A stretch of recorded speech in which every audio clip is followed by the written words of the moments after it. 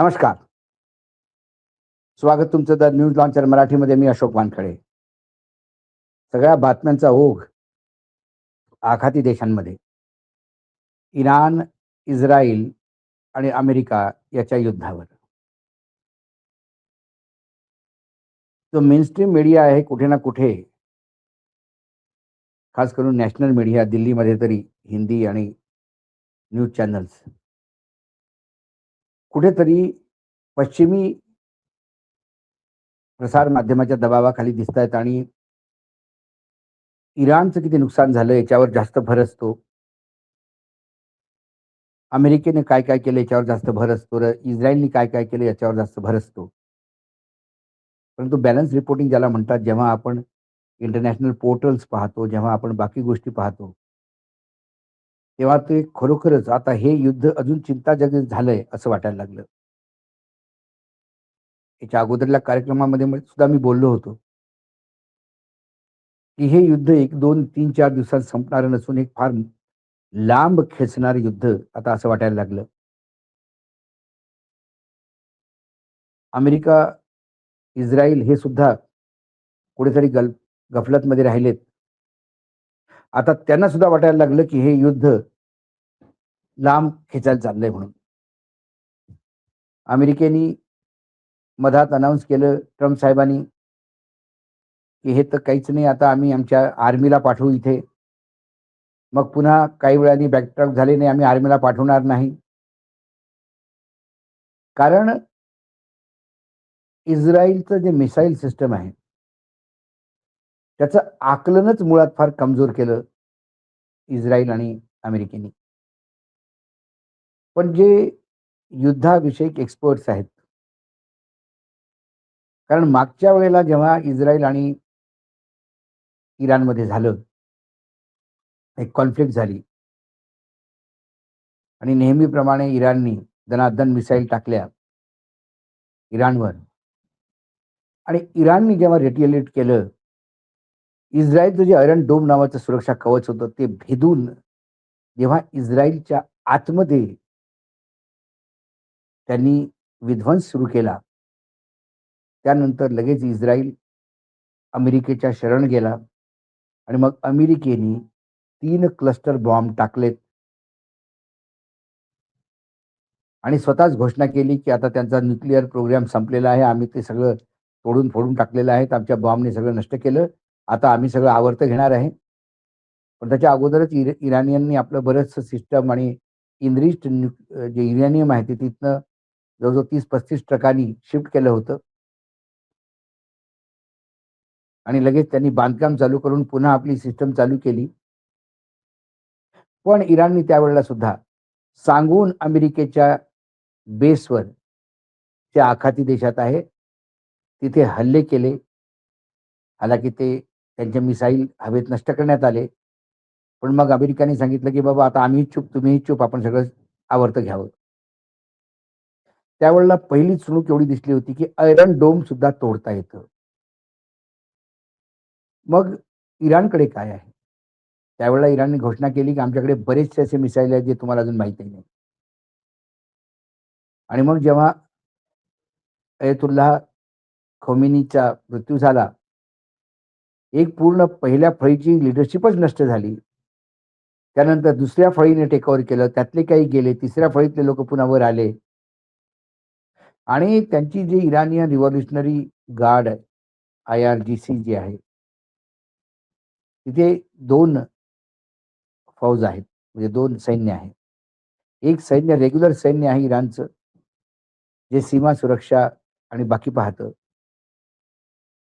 आणि एक IRGC आहे, ते फक्त खोमेनीला रिपोर्ट करायचं आणि ते अतिशय अग्रेसिव्ह आहे. त्यांच्याकडे पण त्यांचं आर्मी, नेव्ही, एअरफोर्स आहे. असं 2 त्यांच्याकडे डिफेन्स फोर्सेस आहेत. दुसऱ्याचा अयतुल्ला खोमेनी गेल्यानंतर नवीन सुप्रीम लीडर अजून अपॉइंट झाला नाही. तर त्यांनी दिवंगत नेत्यांनी दिलेल्या ऑर्डरच आमच्यासाठी फायनल ऑर्डर आहेत. जोपर्यंत नवीन नेता येत नाही, तोपर्यंत आम्ही तेच एक्झिक्यूट करू. म्हणून त्यांनी जो आक्रमक हल्ला चढवला, त्या हल्ल्याने पूर्ण विश्व अवाक झालं अमेरिकेच्या सगळ्या मिडल ईस्टच्या बेसवर मिसाईल टाकण्यात आल्या आणि त्या मिसाईल तिथे हवेत नष्ट नाही झाल्या, त्यांनी तिथे डॅमेज केलं. काही ठिकाणी अमेरिकेच्या एम्बॅसीला त्यांनी टार्गेट बनवलं. अगदी सांगून अमेरिकन ऑइल कंपनी जी सर्वात मोठी सौदीमध्ये जे काम करत होती, तिला हिट केलं. त्यामुळे इराणकडे अजून कुठल्या टाईपचे नवीन मिसाईल किंवा ड्रोन्स आहेत, ज्याची कल्पनाही अजून अमेरिकेला आलेली नाहीये, ना मोसादला आलेली आहे. जो सर्वात मोठी स्वतःला फार मोठी हेर संस्था म्हणते ती जगातली. त्यामुळे आता अमेरिकाला सुद्धा वाटायला लागलं, की आता हे युद्ध लांबणार. अमेरिकेमध्ये सर्व्हे झाला 75% लोकांना तिथे युद्ध नको. त्यांचं म्हणणं असं आहे, की अमेरिकेला इस्राईलने या युद्धात ओढून घेतलं आणि आपण या युद्धात उतरलो हा आपला मूर्खपणा आहे. आतापर्यंत इतका गोळा बारूद उपयोगात आणले गेलेले आहे, की आता गोळा बारूद अजून जर 1 महिना जर युद्ध लांबलं, तर गोळा बारूद कसं काय आपण व्यवस्था करू शकतो? कारण त्यांच्या संरक्षण मंत्र्याचं स्टेटमेंट आहे, की आम्हाला एक एका एका महिन्यात आम्हाला 5-7 सिस्टम आम्ही बनवू शकतो. पण इराणियन लोकं तिथे 100-150 बनवतात. त्याचं काय करायचं? त्या ड्रोन्सला कोण रोखणार? स्थिती बिकट आहे. नेतन्याहू पण आता म्हणायला लागले, की हे थोडं युद्ध लांबताना दिसत आहे. शेवटी या युद्धाचा निर्णय काय होईल? आज इस्रायल दुसऱ्या देशांमध्ये सुद्धा घुसलाय. तिकडे जर्मनी, फ्रान्स मदतीला यायला तयार आहेत. इंग्लंडने मदतीला यायला मना केलं. इकडे चीन हुंकार भरतोय. काय आपण विश्वयुद्धाकडे जातो काय?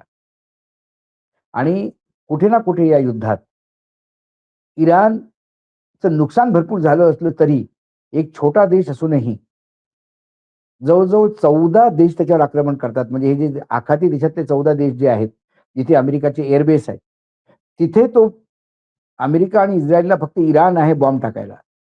पण इराणला इस्रायलमध्ये बॉम्ब टाकतो आणि अमेरिकेच्या 14 आखाती देशात जिथे-जिथे त्यांचे हवाई अड्डे आहेत किंवा जिथे-जिथे त्यांची आर्मी बेस आहेत, तिथं ते मार करतायत. त्यांच्या एम्बॅसीला मार करतायत. त्यांच्या कंपन्यांना मार करतायत. ज्या अमेरिकन कंपन्या आहेत, रिफायनरीज आहेत, तिथे त्यांना मार करतायत. आणि एक इराण त्यांना पुरून उरलाय कुठेतरी. नुकसान इराणचं जास्त झालं.